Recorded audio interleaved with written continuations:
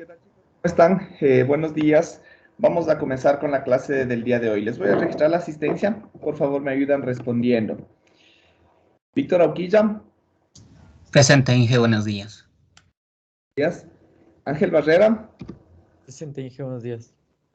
Buenos días. Stephanie Bonilla. Presente, Inge, buenos días. Buenos días. Dorian Caiza. Presente, Inge, buenos días. Buenos días. Angie Caluña.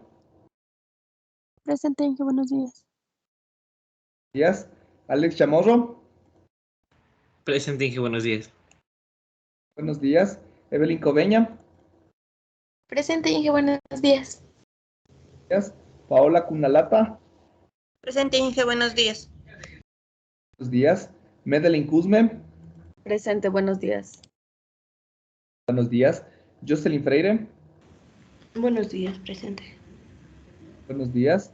Blanca Guamán. Buenos días, Inge, presente. Días. Enrique Guambo.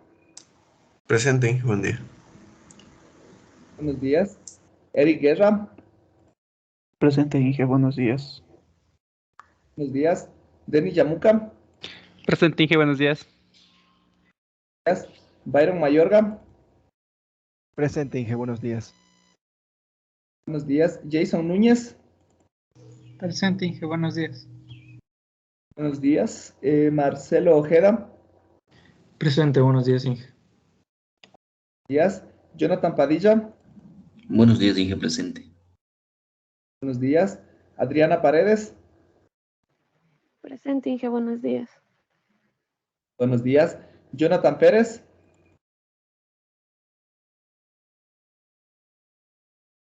Jonathan Pérez. ¿No está? Guillermo Pinguil.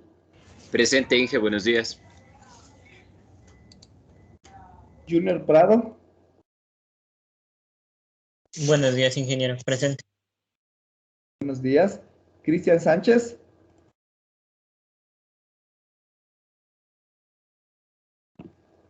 Cristian Sánchez. ¿No está? Cristian Sanga. Presente, Inge, buen día. Cristian Serrano. Buen día, Inge, presente. Buenos días. Gino Taipicaña.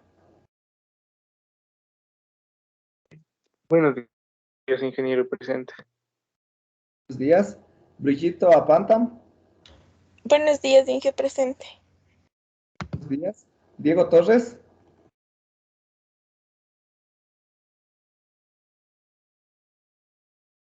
Diego Torres. ¿No está? Eric Valdés. Disculpe, Inge, no se me encendió el micrófono. Diego Torres. Ya. Gracias. Eric Valdés. Buenos días, ingeniero, presente.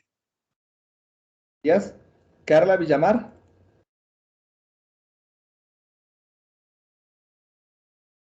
Carla Villamar. ¿No está? Camila Vinza. Buenos días, Inge, presente. Buenos días. Listo.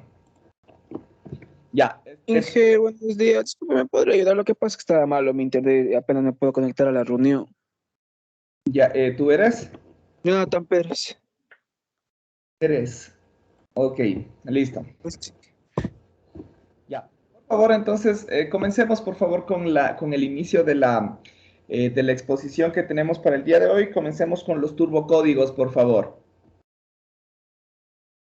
Compartan ya las Buenos diapositivas. días, Inge, ya le comparto la pantalla. Gracias.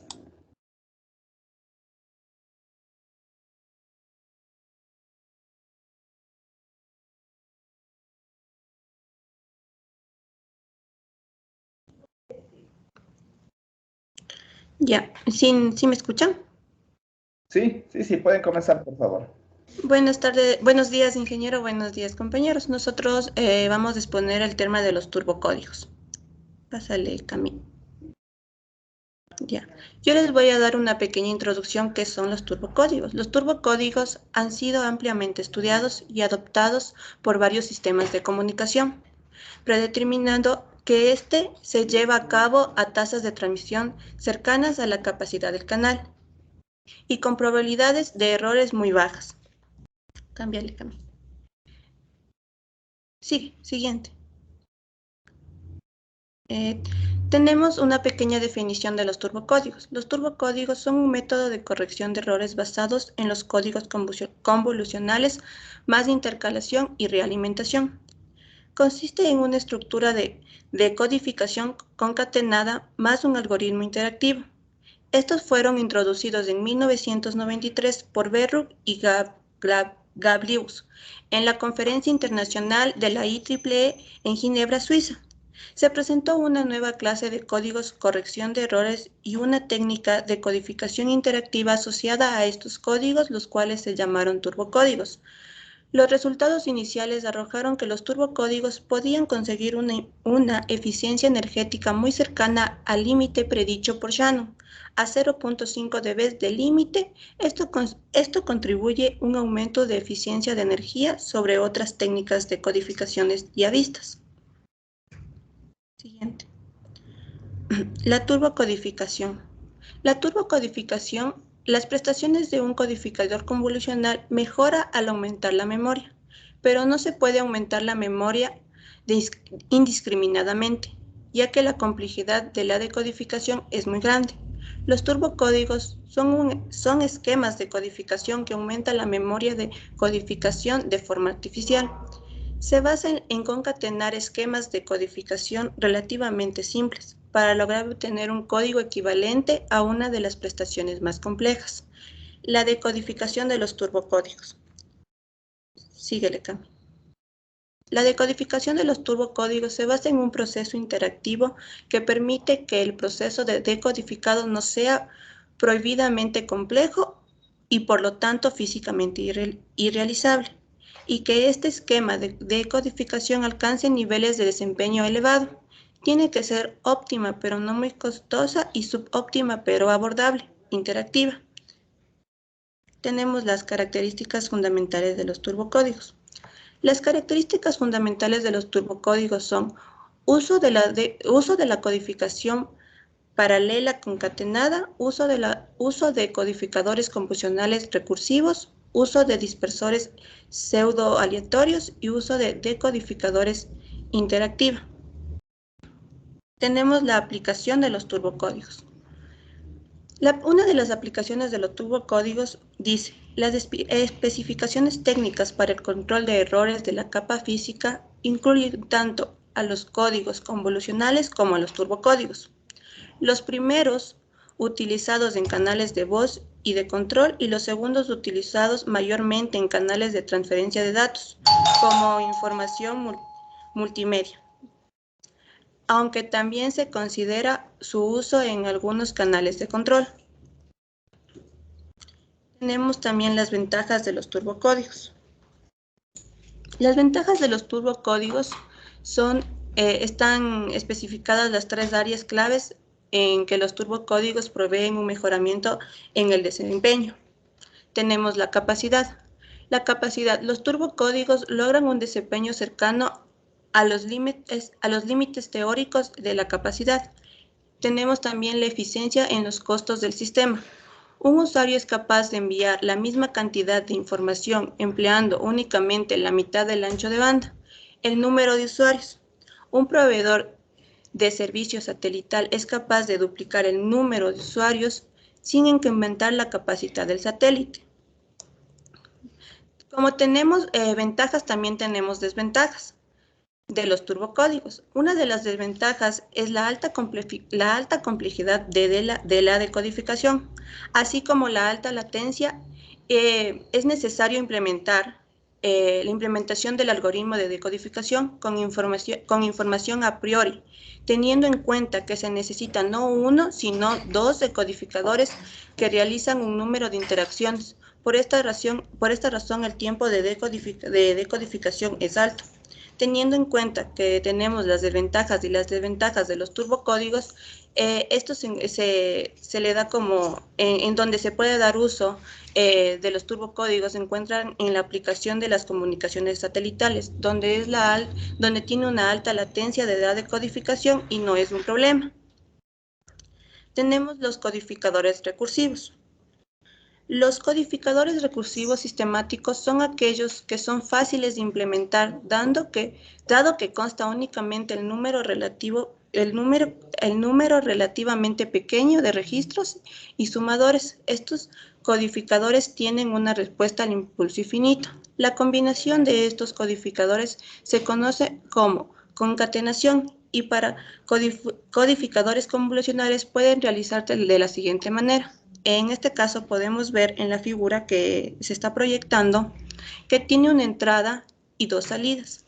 La misma que es un bit de información, que es una salida directa, y los bits de redundancia que se observa también, que se puede observar también los sumadores y una retroalimentación. En el mismo queda una tasa de codificación de R es igual a 1/2.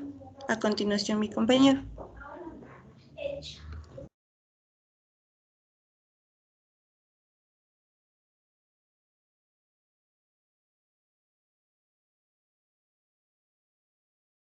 Ya, buenos días, Inge. Buenos días, compañeros. Yo les voy a pasar a exponer acerca del entrelazador o interleaver. El interleaver es un dispositivo que permuta los bits de información en una manera predefinida de forma tal que dos bits que están muy cercanos en la secuencia de información original queden lo más separados que se pueda en la secuencia de información permutada. El principal papel del interleaver en el proceso de turbocodificación básicamente consiste en tratar que los codificadores hagan estimados no correlacionados de los valores de bits de información, es decir, los bits de entrada, ya que entre menos correlacionados estén ambos estimados, mejor será la convergencia del algoritmo de codificación interactiva. Es por eso que el diseño y tamaño de interleaver son factores muy importantes en lo que sería el desempeño tanto en codificación como en decodificación del turbocódigo. En este caso se observa la siguiente figura, el cual es un mecanismo de un turbocódigo. En este caso, en la parte inferior se encuentra el interleaver o el entrelazador, además de dos codificadores que mencionamos anteriormente, que son los codificadores recursivos sistemáticos, que se encuentran, no sé si pueden ver, aquí, 1 y 2, que mencionamos anteriormente.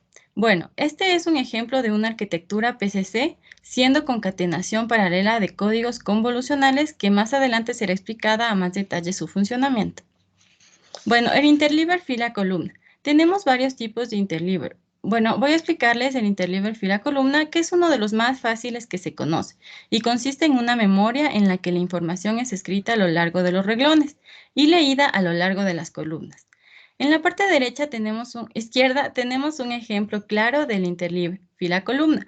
Como vemos, tenemos dividido la memoria en tenemos dividido la memoria en 3 diferentes columnas. Cada uno ha sido ordenado de manera de entrada, sucesivamente. Fila por fila, como puedo ver, X1, X2, X3, y sigue la siguiente para abajo, X4, X5, X6, hasta llegar a X21. Y la manera en que los datos salen del interleaver, como ya dijimos, será de forma de columna. Comenzamos desde la izquierda, X1, X4 a X19. La siguiente sería X2, X5 hasta X20 y la siguiente X3, X6 hasta X21. Y así sucesivamente, pero en este caso tenemos 3 columnas. Ya, el interleaver espiral. Tenemos que este entrelazador, de igual manera, la entrada de datos comienza iniciando de izquierda a derecha. X1, X2, X3 y para abajo. X5, X6, X4, X5, X6. Como en nuestro anterior entrelazador, pero con la diferencia que esta vez los datos de salida son leídos en forma diagonal, comenzando desde abajo, es decir, X19, X17, X15. De ahí comenzamos por la fila de inicio, X10, X8, X6, luego X1 y para abajo, X20, X18, X13, tomando forma de una espiral para la salida y así acabando con toda la tabla. Bueno, posteriormente tenemos el interleaver impar-par. Este tipo de enlazador ofrece un mejoramiento significativo cuando se utiliza el diseño de un turbocodificador de tasa R o un medio. Por ejemplo, supongamos que tenemos una secuencia binaria de información que entra al RSC, superior de un turbocodificador, y que solo almacenamos los bits codificados que están en las posiciones impares, como en el ejemplo de la primera tabla. Aquí podemos observar que el interleaver con una paridad impar va a ir almacenando los datos con Y, que son justamente los datos en posiciones impares como se pide. Estos datos se van a ir imprimiendo según cómo se los necesite, ya sea par o impar, como se puede ver en la siguiente diapositiva. Bueno, en esta diapositiva podemos ver el ejemplo de cuando se quiere una paridad par. Aquí nos muestra que las ubicaciones en Z son en cada X par, imprimiéndose de esta manera. Como podemos observar, a partir de las tablas anteriores, los 15 bits de información tienen un bit codificado asociado a cada uno de ellos, los cuales se traducen en la potencia de codificación está uniformemente distribuida. Aquí podemos ver que nuestras dos salidas de B2 y B3 de paridad par e impar están acomodando en la última fila. Estos están ordenados según la tabla principal de entrada. Aquí. Bueno, la codificación. Los turbocódigos codifican la información mediante una combinación de dos o más codificadores, como se dijo anteriormente, utilizando los permutadores o interleavers. Los codificadores son típicamente codificadores convolucionales sistemáticos recursivos o bien llamados RSC. Son fáciles de implementar, dado que constan de un número relativamente pequeño de registros y sumadores en módulo 2, lo que nos comentó la compañera, de entradas binarias y salidas binarias. Bueno, la arquitectura del codificador turbo. Los turbocódigos codifican la información mediante una combinación de dos o más codificadores, junto con un cierto número de permutadores o interleavers. Los codificadores son típicamente codificadores convolucionales sistemáticos recursivos, RSC, que son fáciles de implementar. La combinación de estos codificadores se conoce como concatenación y codificadores convolucionales. Pueden realizarse de tres maneras. La primera, la concatenación paralela de códigos convolucionales PCCC, concatenación serial de códigos convolucionales SCCC, y la última, la concatenación híbrida de códigos convolucionales HCCC. A continuación, mi compañera que nos hablará más acerca del tema de las concatenaciones. Ya, buenos días, ingeniero, compañeros. Les voy a hablar acerca... ¿puedo regresarle al anterior, por favor?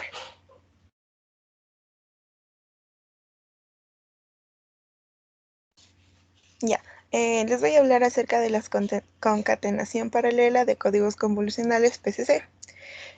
Bueno, en este tipo de arquitectura, en realidad es la más usada por los turbocódigos, ya que recibe el nombre a la misma secuencia de la información que es codificada, ya sean dos o más veces en paralelo, utilizando la secuencia normal permutada de bits de información.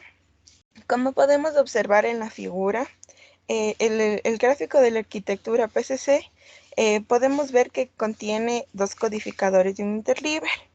El interleaver toma la secuencia de información U, que es la entrada de la, la entrada, y esta la ordena de una forma pseudo-aleatoria, repetible y ajustable del interleaver. Y de esta entrada sale una U, que es la misma información, pero ordenada de una forma distinta. El codificador 1 toma la secuencia de información U y produce la secuencia de paridad 2, mientras que el codificador toma la secuencia de información de IU y produce la paridad 3. También tenemos una conexión directa de entrada y salida, que es la secuencia de información de B1. Y como podemos observar, todas estas secuencias toman una salida del turbocodificador. Aquí también tenemos que la tasa de codificación se la conoce como R, que es igual a K sobre N, donde el parámetro N indica la palabra codificada en bits al salir del codificador, mientras que K indica la cantidad de bits antes de entrar al codificador. como tenemos aquí, tenemos una entrada y 3 salidas, entonces sería una tasa de codificación de 1/3. También tenemos la salida del turbocodificador, que es B1 es igual a B1, 1, B1, 2, B1, 3, y así sucesivamente. También tenemos B2 y hasta BK.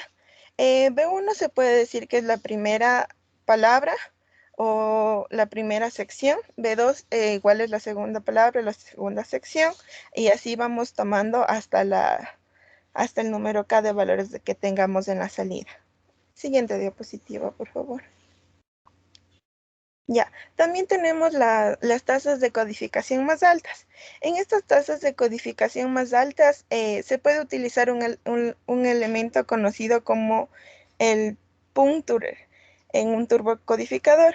Este elemento generalmente consiste en un switch de multiplexado que reduce la cantidad de bits al ser transmitidos, descartando algunos bits de paridad producidos por los codificadores por el turbocódigo. Este tiene un efecto de decodificar a una mayor tasa en una menor redundancia.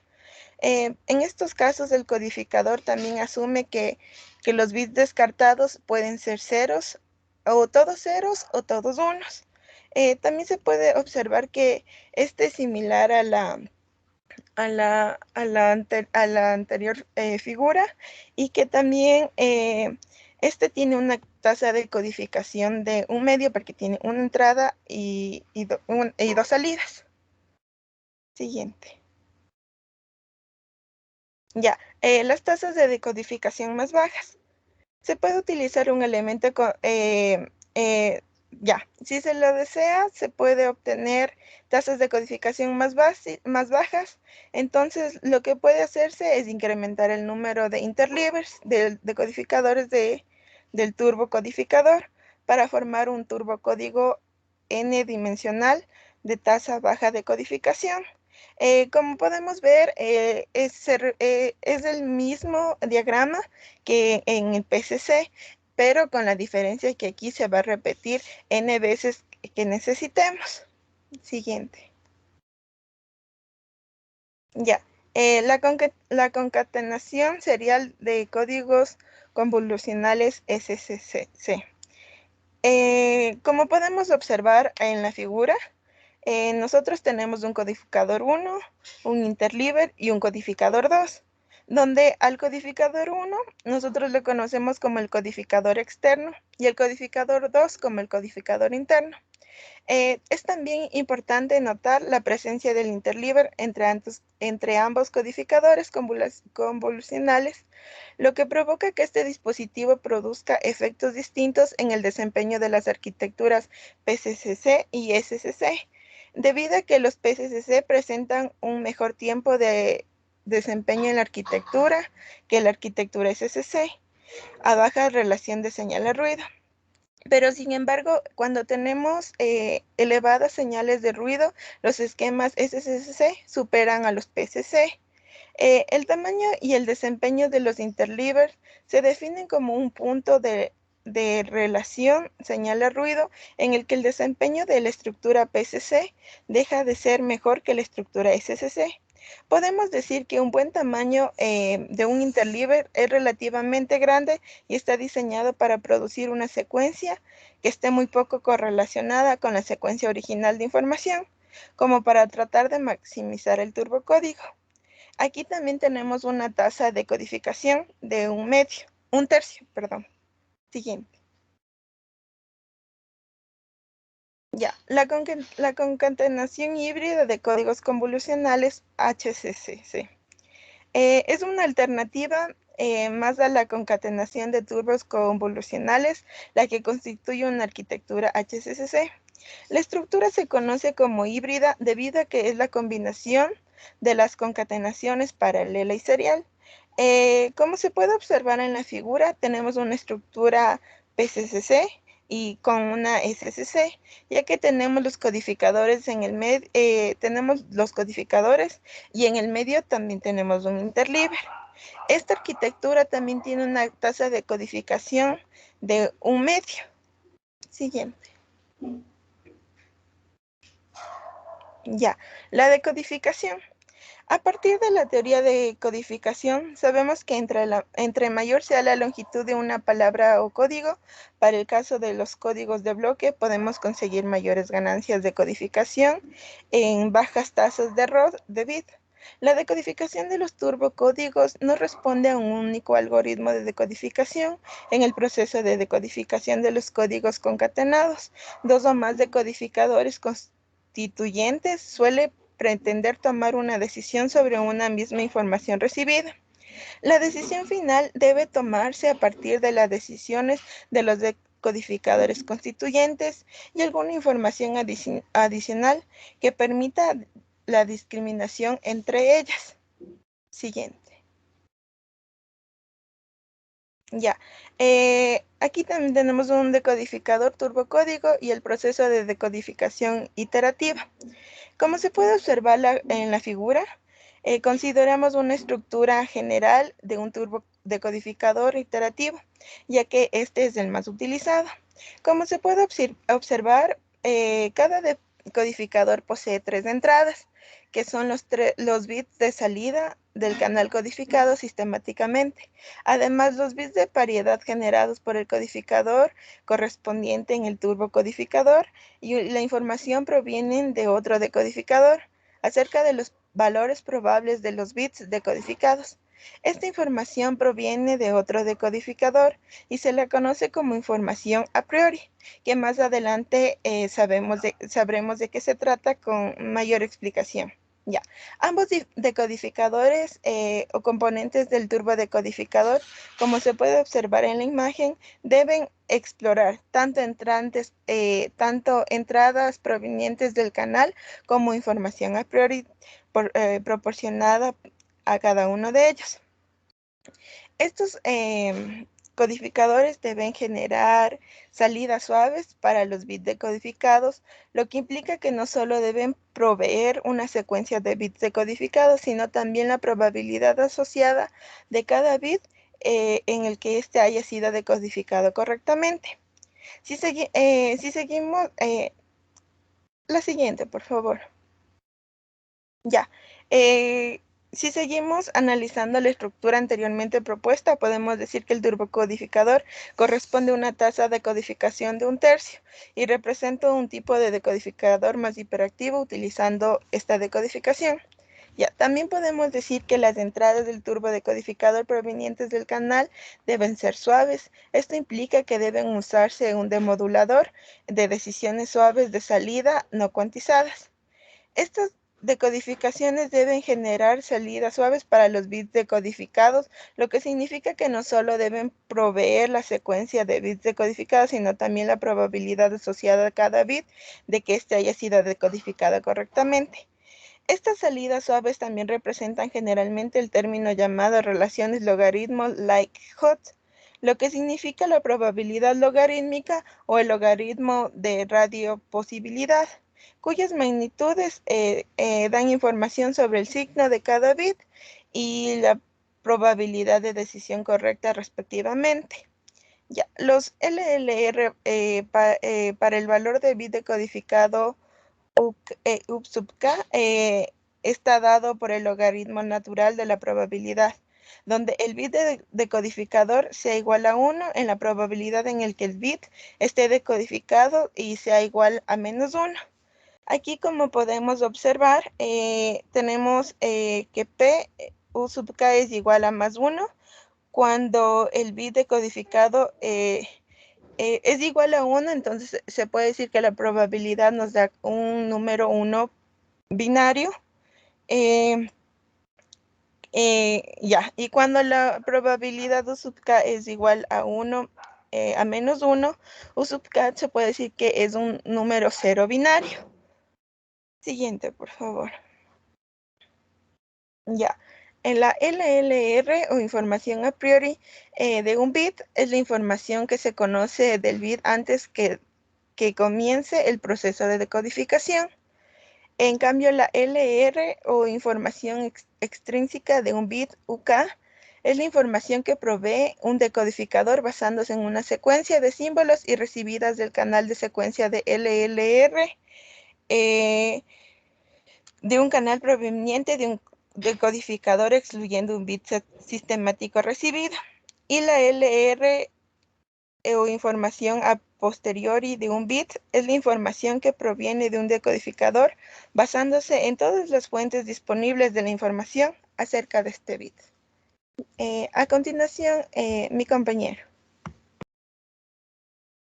Bien, buenos días, ingeniero, buenos días, compañeros. Yo les voy a hablar sobre las interacciones que tenemos en los decodificadores que teníamos en nuestra etapa de decodificación.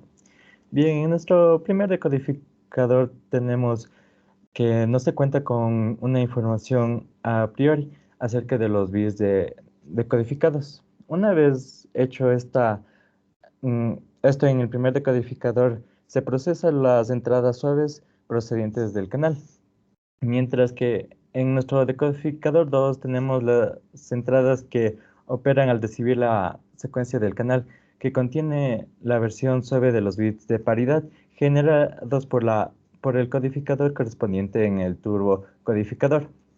Bien, de ahí, nuevamente el turbo decodificador deberá insertar algunos ceros en las salidas suaves del canal correspondiente a los bits de paridad recibidos en caso de que haya utilizado un punter en el turbo codificador.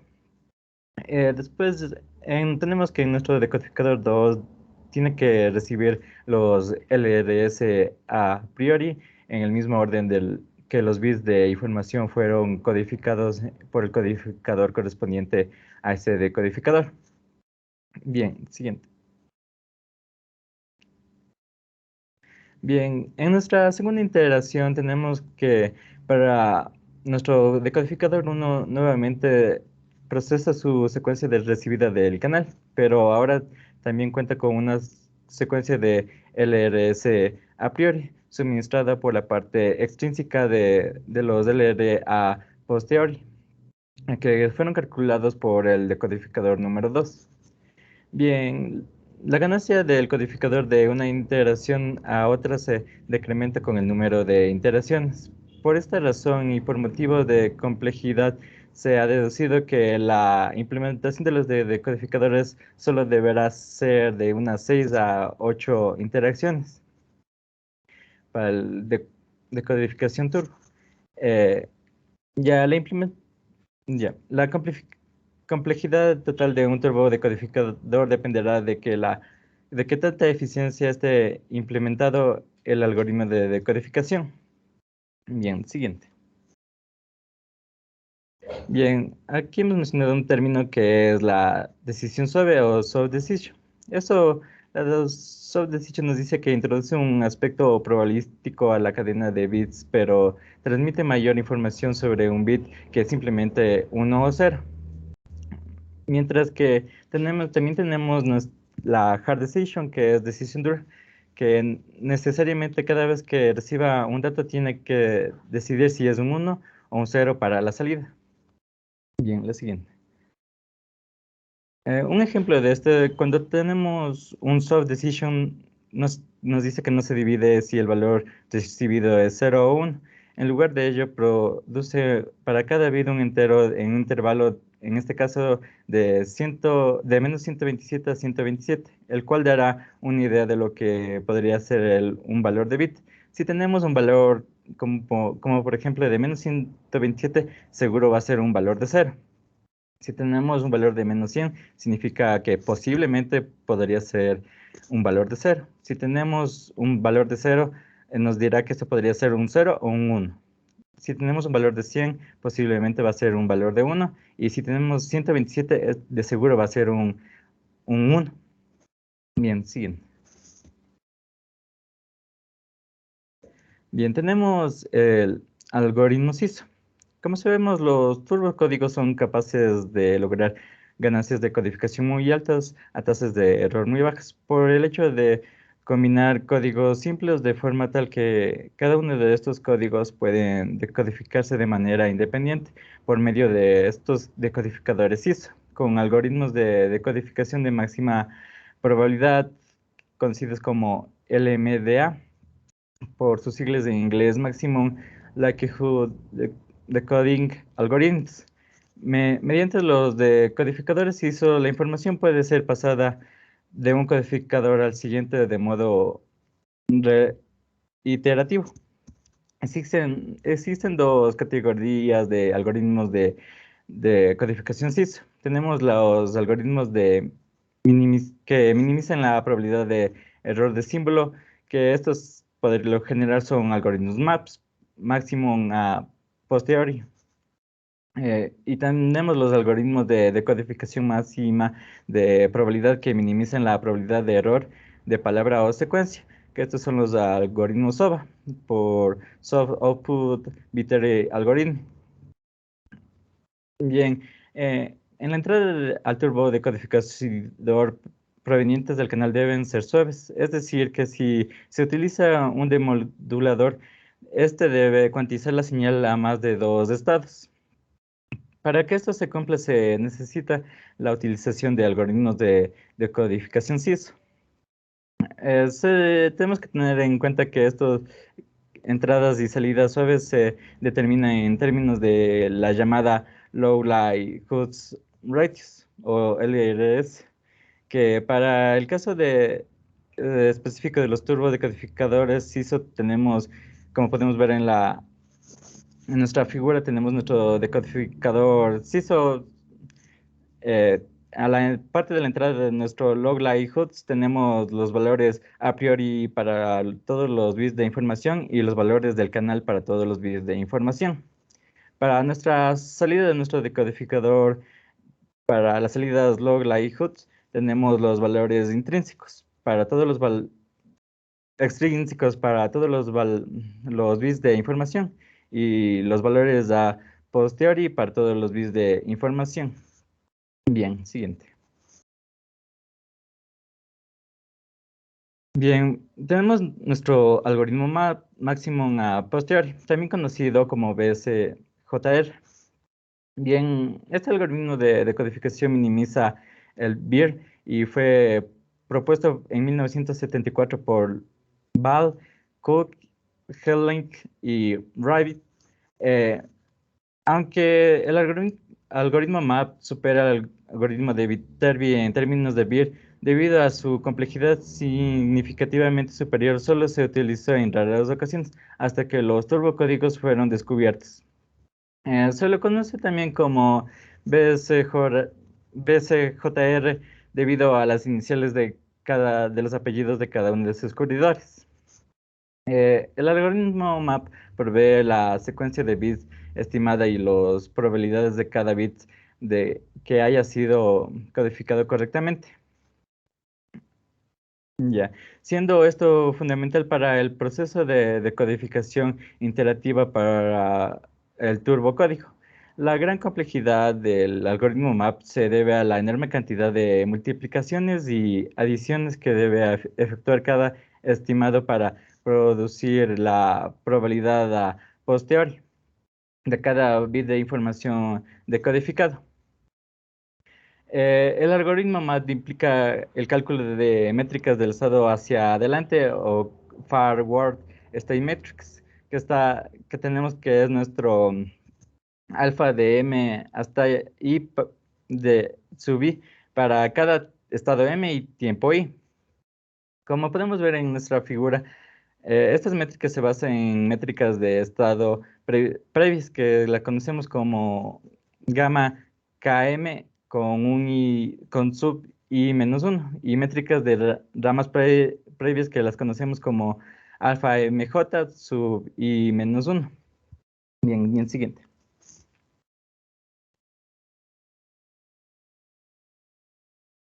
Bien, en el algoritmo MAP tenemos que está construido por 4 funciones principales, que son alfa, beta y gamma y lambda, como podemos observar en nuestra gráfica. Siguiente.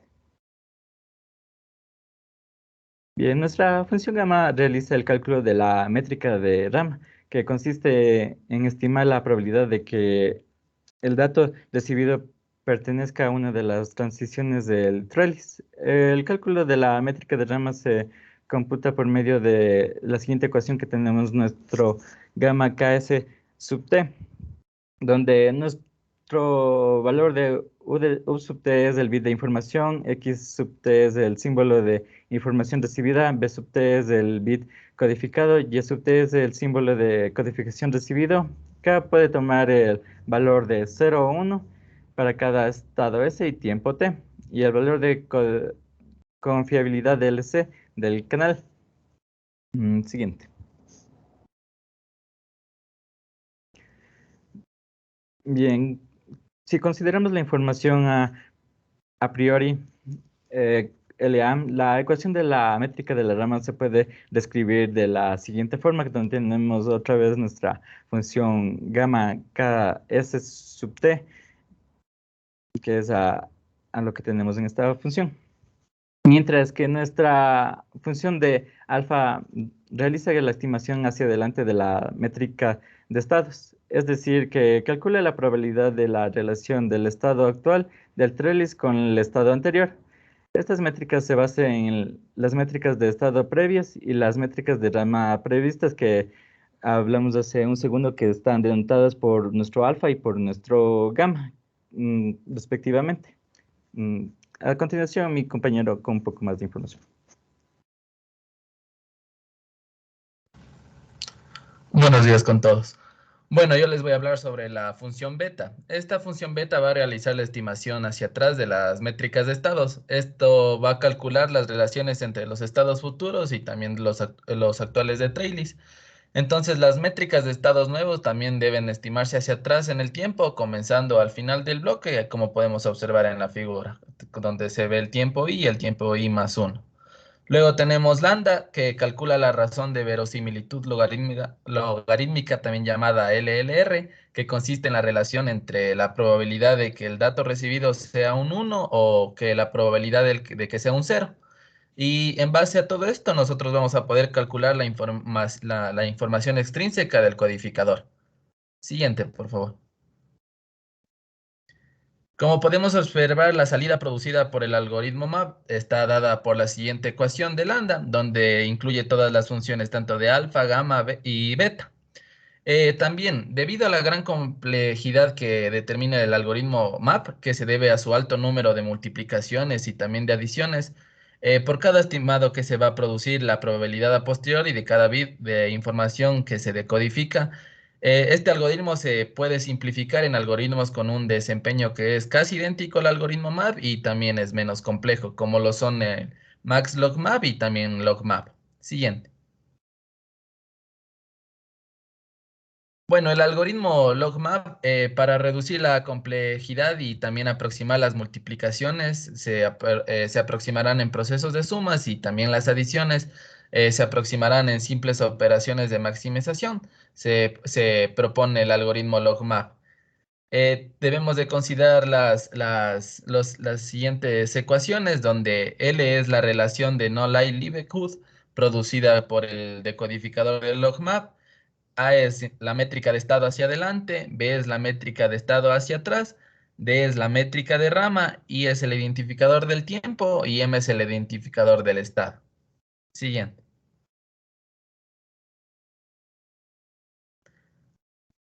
Bueno, entonces aquí tenemos que el algoritmo LogMap está dado por la siguiente ecuación, que se dice que dado el bit de entrada K, el estado del codificador va a cambiar al estado M. Y f de k de m es el siguiente estado del codificador. Si este estado actual es m y el bit de entrada es k. Siguiente.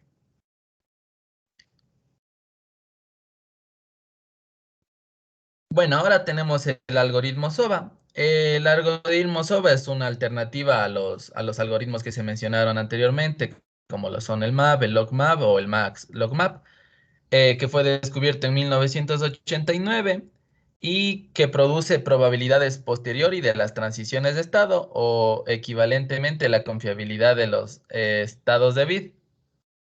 Sí me están escuchando porque me salió insuficiencia de red. Sí. Continúa nomás. Ya, gracias. Entonces, este algoritmo se va a modificar con respecto al algoritmo convencional de Viterbi en dos aspectos. El primer aspecto tenemos que el algoritmo SOVA, las métricas de trayectoria usadas son modificadas para tomar en cuenta la información a priori cuando ésta se selecciona la trayectoria, es decir, el camino o de máxima probabilidad a través de trailes. El segundo aspecto es que el algoritmo SOVA va a proveer una salida suave en forma de la razón de verosimilitud logarítmica, también llamada LLR, a posteriori para cada bit decodificado. Ya que a pesar de que el algoritmo de Viterbi convencional puede aceptar entradas suaves y también es únicamente capaz de producir salidas duras y por tanto es inadecuado en una turbodecodificación. Siguiente. Bueno, el camino con la métrica más grande se va a seleccionar como el sobreviviente y para este estado es almacenado un indicador. Para el estado previo a lo largo del camino sobreviviente, tal cual como en el algoritmo de Viterbi, sin embargo que con el fin de que nosotros permitamos que la confiabilidad de que los bits codificados sean calculados, la información de ese va a ser almacenada para conseguir una salida suave. Bueno, una vez que se calculan todas estas métricas para ambos caminos que son convergentes, se va a descartar el camino con la métrica más baja y se realiza el cálculo de la diferencia entre las métricas que está dado por la siguiente ecuación. Este proceso es el que se busca en todas las trayectorias posibles para considerar la diferencia de métricas, que se denomina también como transiciones hacia adelante del algoritmo SOV. Siguiente, por favor. Bueno, ahora les voy a hablar sobre el algoritmo Viterbi. Este algoritmo Viterbi se usa en nuestro algoritmo SOVA, pero es una variación. Este de aquí se introdujo un algoritmo de decodificación que es de máxima probabilidad para códigos convolucionales prácticos y también para códigos con una constraint length baja. Este algoritmo va a hacer uso de la estructura que es altamente repetitiva del árbol de código para reducir lo que es las cantidades de operaciones que estos requieren para hacer búsquedas en todo el espacio del código. Y también en la decodificación se comparará para cada estado los dos posibles caminos que tiene cada nodo y también se va a retener el camino que tenga una distancia menor. Y a su vez también va a descartar el otro camino si se tiene distancias iguales. Se elige uno de los dos y este se lo llama como camino sobreviviente. También el algoritmo utiliza el trailing que va a definir en el número posible de bits de la secuencia recibida. Y para su implementación se define la distancia de un camino particular, también denominado métrica, o como el número de bits en los que van a diferir la secuencia producida por el camino y también la secuencia recibida. Siguiente, por favor. Bueno, ahora tenemos las diferencias que hay entre estos dos algoritmos, ¿no? Tanto como es el algoritmo MAP y también el algoritmo Viterbi. El algoritmo MAP va a tener entradas y salidas blandas con dos recursiones hacia adelante y también hacia atrás. Ambas de estas van a ser decisiones blandas. En cambio, el de Viterbi va a tener una entrada blanda y salida dura, con una sola recursión hacia adelante con decisiones blandas. El algoritmo MAP también tiene una mayor complejidad computacional por cada recursión. Y en cambio, la recursión del algoritmo Viterbi se separa con una decisión dura y solo sobrevive un solo trayecto. El algoritmo MAP también va a minimizar los errores que hay de bit hacia atrás, estimando estas probabilidades a posteriori de los bits de cada bit individual en la palabra que nosotros estamos codificando. Y también el algoritmo MAP va a reconstruir la secuencia de datos que se toman limitaciones duras de las salidas blandas de nuestro algoritmo BJCR. Siguiente. Otra diferencia que tenemos en el algoritmo Viterbi es que también estima las secuencias de máxima verosimilidad, que es el criterio ML, y también va a maximizar la función de verosimilitud para toda la secuencia y no para cada bit. Muchas gracias.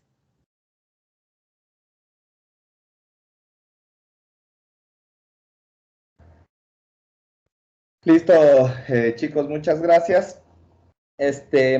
Bueno, sí hubiera sido interesante que desarrollemos un ejemplo para que podamos ir analizando principalmente de pronto la parte de la codificación, que de pronto si nosotros observamos cada una de las etapas por las que consta, nos va a dar una cierta eficiencia por, de pronto, cada uno de los procesos que incluyen, ¿no? Como, por ejemplo, el entrelazado de códigos y la codificación convolucional recursiva que se tiene. De todas formas, la parte de la codificación es un poco más sencilla, obviamente, como en la mayoría de los códigos que nosotros tenemos.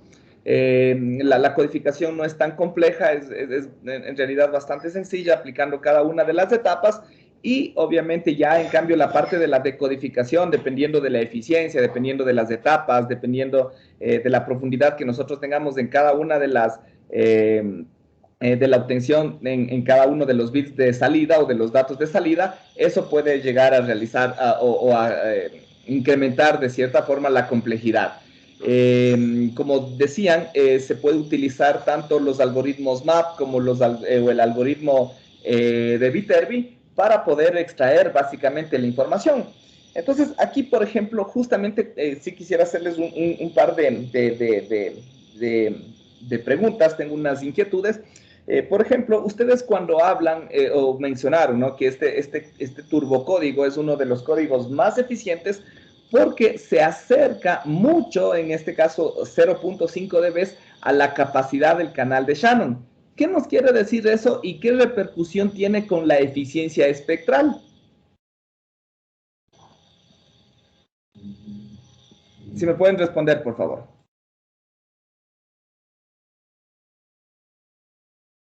Bueno, Inge, lo del canal de Shannon es un postulado que es de eficiencia energética, muy cercana al límite. Dicen que en Shannon el límite es 5 dB, es una relación de energía por bit y densidad. Es justo de la espectral de potencia de ruido, es una medida de señal a ruido. Se refiere a la capacidad máxima de los datos que se pueden transmitir sin error. Eso es lo que tiene que ver con lo de Shannon. Ya, pero por ejemplo, o sea, justo ya analizando y aplicando ya los conocimientos que nosotros tenemos para poder interpretar de mejor forma esta información, justamente, ¿no? Primero, el canal o la capacidad de canal, ¿no? Recordemos que, ¿qué nos limita esta capacidad del canal? ¿Qué parámetro nos limita? Porque al final de cuentas, esta capacidad de canal nos brinda un límite a nuestra transmisión, pero es un límite en qué parámetro correspondiente. Cuando hablamos de la capacidad del canal.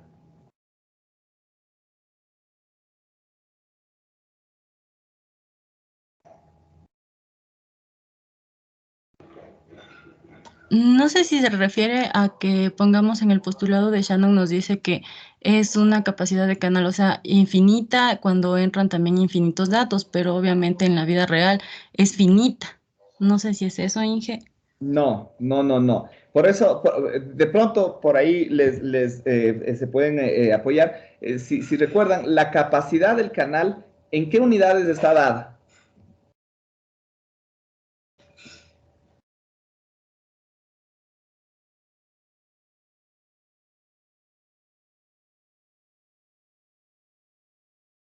Perdón, yo pensé que sí estaba hablando. En bits por segundo. Ya, correcto. Esa es la capacidad. La capacidad del canal está dada en bits por segundo. Y la capacidad del canal, en esencia, nos brinda un límite, ¿sí? Justamente de nuestro canal. De qué, si está dado en bits por segundo, ¿qué nos está limitando? O Shannon, cuando propuso esta teoría de la información, porque es básicamente eso lo que él plantea, o planteaba hace algún tiempo, decía que todo canal básicamente está limitado a su capacidad del canal y eso está dada en función de, bueno, analicemos también, vamos analizando poco a poco, ¿no? ¿De qué depende la capacidad del canal?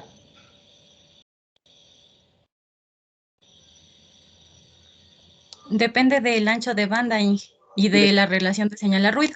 Correcto, ¿no es cierto? Ya, entonces, en función de eso, ¿qué parámetro, nuevamente, qué parámetro está limitándonos la capacidad del canal? ¿Qué parámetro de todos los que pueden ser analizados dentro de un sistema de comunicaciones digitales?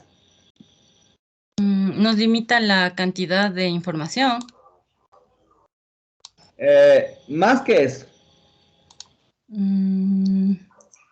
Justo, si tú analizas las unidades, ¿qué parámetro nos estará limitando?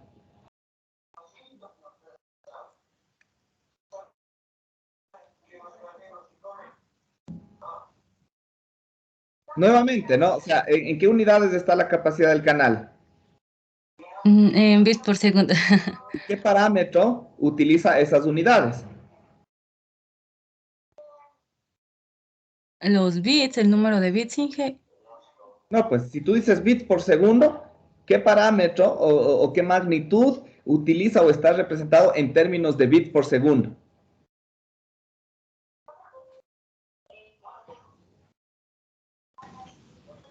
La velocidad. ¿Perdón? La velocidad. Es la velocidad de transferencia de bits, pues. La velocidad de transferencia. Entonces, lo que Shannon establece es que un canal o un sistema que tiene un ancho de banda correspondiente y que está trabajando con un sistema que tiene una relación de señal a ruido correspondiente, puede trabajar o puede enviar una relación, perdón, o puede enviar una velocidad de transferencia de bits máxima de tanto, ¿no? Entonces, eso nos da justamente esa capacidad de canal. Ahora, eso, como tú bien decías, depende del ancho de banda y de la relación de señal a ruido. Pero esa capacidad de canal era una capacidad teórica, ¿sí? Es una capacidad ideal que no se alcanzaba en la práctica, ¿sí? O que es muy difícil de alcanzar en la práctica. Se puede tratar de llegar a valores similares justamente aplicando codificación de canal. Pero, claro, hay unos codificadores que brindan mayor eficiencia y otros. Los turbocódigos son un tipo de codificador que nos da una capacidad de canal muy cercana, o bueno, no una capacidad, sino más bien una eficiencia correspondiente muy cercana a esta capacidad de canal, ¿sí? Entonces, eso nos brinda básicamente esto a diferencia de los otros, ¿no? Entonces, ¿por qué? Porque esta situación correspondiente nos brinda este valor superior respecto a los codificadores convolucionales, más aún a los codificadores de Hamming, etcétera, ¿sí? Y sabemos que, justo por eso les preguntaba, ¿no? ¿Qué repercusión tiene esto respecto a la eficiencia espectral? Porque una cosa es la eficiencia energética o la eficiencia de costos, etcétera. Pero cuando nosotros hablamos de la eficiencia espectral, si ustedes recuerdan, nuevamente, ¿no? La eficiencia espectral puede ir incrementándose dependiendo de el ancho de banda que se va a generar, ¿no es cierto?, en nuestro canal. Y eso puede reducirse cuando se incrementa el número de niveles, ¿no? Cuando generamos nosotros una señal multinivel, ¿sí? Entonces, pero asimismo, esta eficiencia espectral puede crecer hasta un cierto número, que es la eficiencia espectral máxima. Y esta eficiencia espectral máxima también está limitada por la capacidad de canal de Shannon. Entonces, si nosotros elevamos, ¿no es cierto?, o nos acercamos a la capacidad de canal en una velocidad de transferencia de bits correspondiente, a su vez también nosotros podemos incrementar casi al máximo la eficiencia espectral, ¿sí? Entonces, reduciendo y optimizando los anchos de banda posibles de utilización en un sistema de comunicaciones digitales, ¿sí? Entonces, eso primeramente, ¿no? Y después, bueno, simplemente para reforzar o para reafirmar lo que ya habían mencionado, ¿qué podríamos mencionar acerca de las diferencias entre estas condiciones que ustedes daban, ¿no? Las salidas suaves y las salidas duras. ¿Qué nos representa o qué significan en términos más entendibles, un poco más simples, porque de pronto utilizamos términos muy técnicos que de pronto de una u otra forma se complica el análisis, ¿no? Pero ¿a qué nos referimos con salidas suaves y salidas duras? Que son básicamente las que se utilizan en las etapas de decodificación. Bien, con respecto a las salidas suaves, nos decía que no simplemente nos va a dar un 0 o un 1. Esto, digamos que nos da, como nos decía en el ejemplo que nos daba, un valor de menos 127 a 127. Cuando nos da justamente esos valores, ahí sí podemos decir que va a ser un 0 o un 1. Pero si es que nos da, como decir, un valor menor a eso, existe la probabilidad de que como que la información varíe y nos pueda ser probablemente un 1 o probablemente un 0. Podría ser leído de esa manera. Ya. Y para la dura sería que ahí sí nos va a dar específicamente un 1 o un 0 para el valor dado. Ya, pero por ejemplo, en las salidas suaves, ¿no es cierto? Tú dices que nos da básicamente justo eso, ¿no? La probabilidad. ¿Qué tan probable es de que sea un 0? ¿Qué tan probable es de que sea un 1? Mientras que en la otra o es un 0 o es un 1, es más cerrado, ¿no? Justamente por eso es más duro. ¿Y de qué depende, por ejemplo, o de que sea un 0 o de que sea un 1? Y igual, ¿no? En el otro caso, ¿cómo hacemos esa diferenciación? Porque a la final de cuentas, cuando nosotros decodificamos, igual yo voy a necesitar o un 0 o un 1. A la final de cuentas, yo no muestro resultados con la probabilidad de que sea un 0 de este dato es un 90%, o de que sea un 1 es un 30%, ¿no? O cómo se establece estas consideraciones, porque a la final de cuentas yo necesito sacar un 0 o un 1. Entonces, ¿qué? La decisión suave se va a convertir a la final de cuentas en una dura, porque de pronto, a ver, analicemos, la decisión dura, por ejemplo, ¿de qué depende de que sea un 0 o un 1? Porque ahí es eso, ¿no? O es un 0 o es un 1, pero ¿de qué depende esa decisión?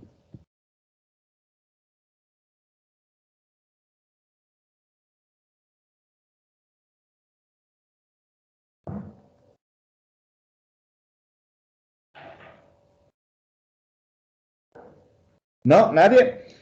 Bueno, en general, la decisión dura, ¿no es cierto? Cuando nosotros analizamos de si la salida es un 0 o es un 1, generalmente depende de un umbral, ¿no? O por ejemplo, si analizamos Viterbi, justamente que nos da esta consideración, nosotros o tomamos, por ejemplo, en un diagrama, analizando el diagrama de Trellis, ¿no? Porque en función de eso se hace el algoritmo de Viterbi, nosotros tenemos la posible elección únicamente de dos caminos, ¿no es cierto? O un camino superior o un camino inferior, si es que, por ejemplo, es un codificador 213, ¿no es cierto? Entonces, ahí es directo, ¿no? Si es que se toma el camino de arriba, es un 0 binario. Si es que se toma el camino de abajo, es un 1 binario, ¿no? Entonces, ahí nosotros podemos hablar incluso en términos de umbrales, ¿no es cierto? Cuando se supera un umbral, estamos hablando de un valor específico. Si es que no se supera el umbral, estamos hablando del otro valor específico. Pero es eso, ¿no? Es algo tan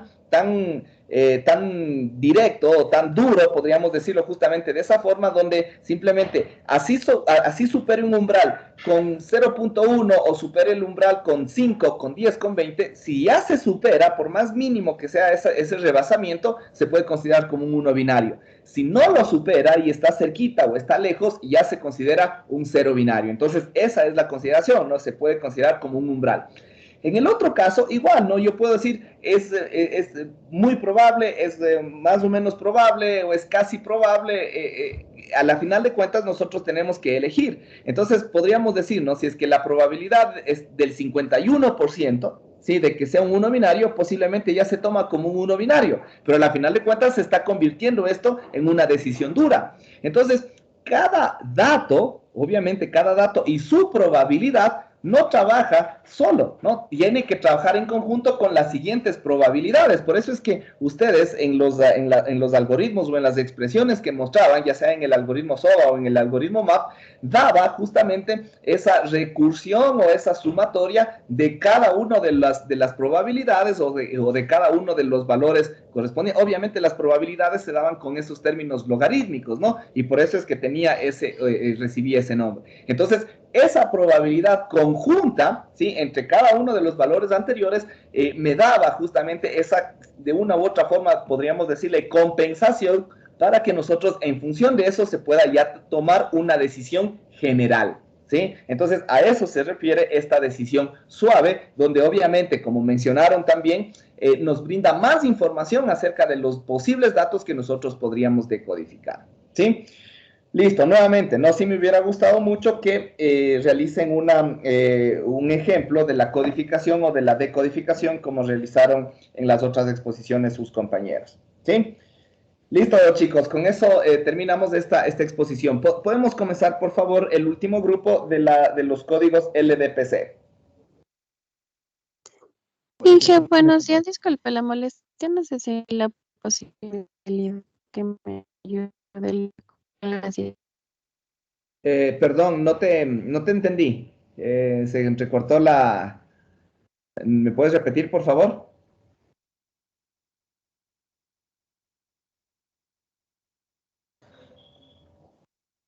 Pueden comenzar, por favor, las personas que tienen que realizar esta última exposición. No sé si de pronto de ese grupo era la persona que me estaba comentando algo. Hija, disculpe, lo que pasa es que no sé si me puede ayudar con la asistencia. Tuve problemas de conexión. Bueno, aún tengo problemas y no escucho muy bien. ¿Tú eres? Carla Villamari. Es que tengo problemas de conexión y tuve problemas al entrar a la clase. Ya te registro. Mil gracias, Inge. Disculpe la molestia. Ya, por favor, comiencen el último grupo, por favor. Ya, Inge. A ver, aquí, ya. Empezaríamos desde aquí. A ver.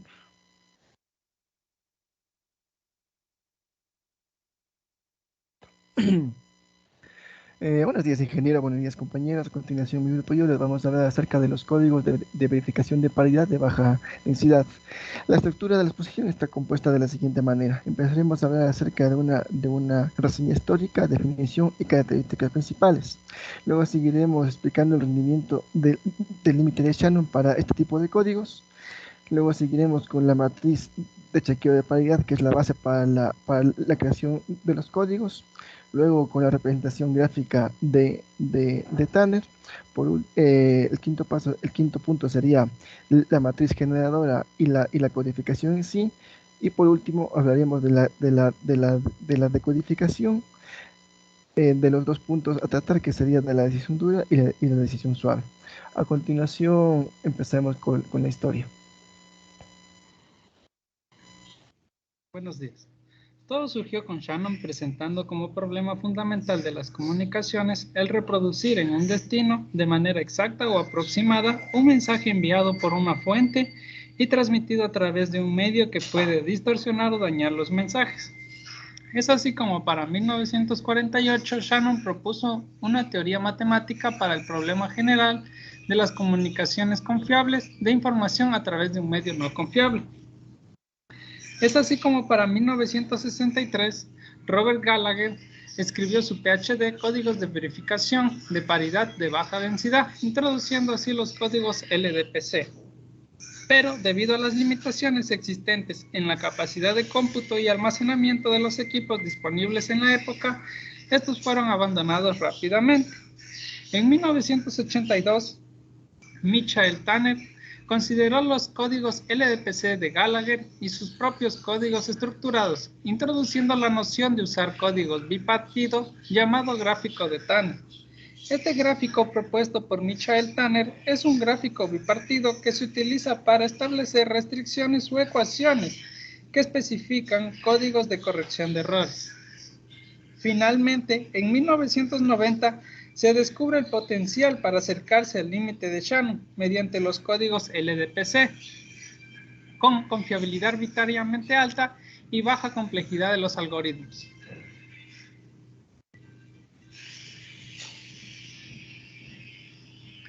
¿Qué es un código de verificación de paridad de baja densidad?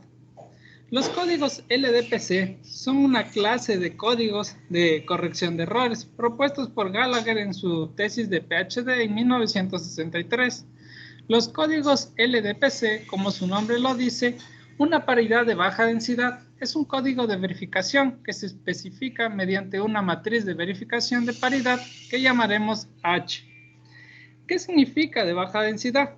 Esto nos dice que el contenido de la matriz H contiene principalmente ceros y un menor número de unos, como podemos notar en la matriz H que tenemos propuesta, donde contamos con un mayor número de ceros y un menor número de unos.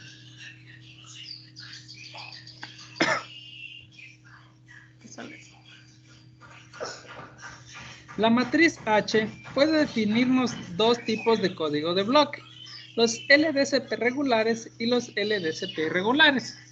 ¿Cómo podemos diferenciar uno de otro?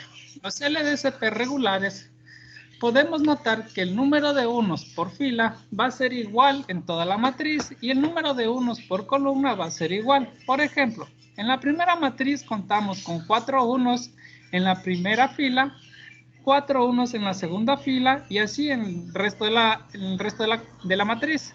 Por columnas podemos notar que contamos con 2 unos en cada columna. Y así en toda la matriz.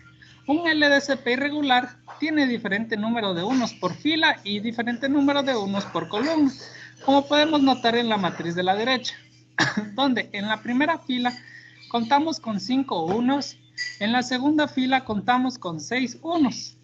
Y por el lado de las columnas podemos notar que en la primera columna contamos con 3 unos y en la tercera columna contamos con 2 unos.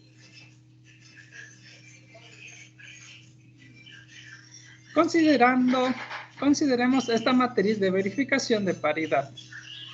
A simple vista podemos notar que estamos ante un LDCP regular. Esto debido a que el número de unos por columna es igual en cada una de las columnas y el número de unos por fila es el mismo en cada una de las filas. Esta matriz podemos notar que tiene la dimensión de m por n, dando como resultado una matriz de 5 por 10, donde el 5 representa el número de filas y 10 el número de columnas. WR es el número de unos por fila, que contamos 4 por cada fila, y WC es el número de unos por columna, que son 2, dándonos por resultado, por lo que estamos ante un código 1024 de LDCP, donde el 10 representa el N, el 2 representa el WC y el 4 representa el WR.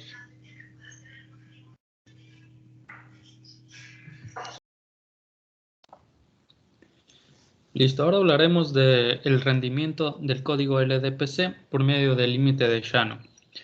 Primero, vamos a aclarar lo que es un gráfico bipartido. Ya sabemos que un gráfico es un par ordenado, ¿no?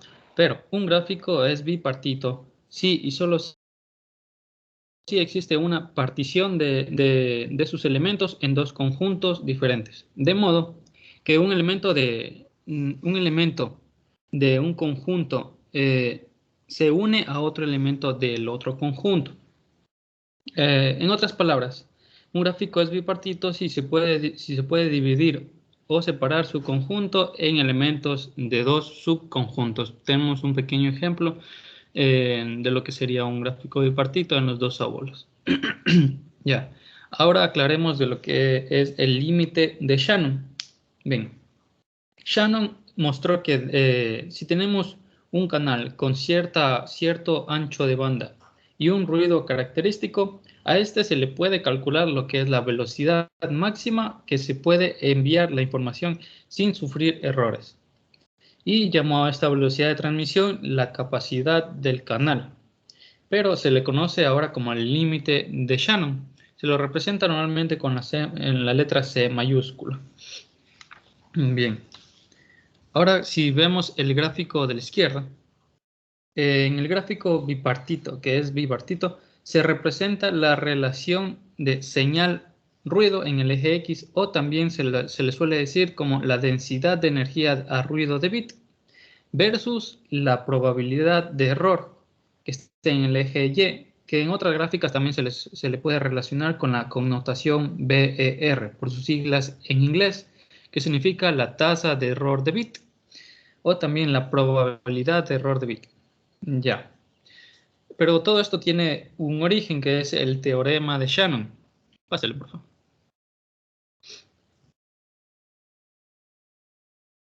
Bien, el teorema de Shannon. Este nos indica que si tenemos un canal de comunicaciones con un ancho de banda B y una relación de señal a ruido SNR dada, es posible que nosotros construyamos un sistema de comunicaciones con una probabilidad de error tan baja como nosotros deseemos, siempre y cuando la velocidad de transmisión sea inferior a la capacidad del canal C.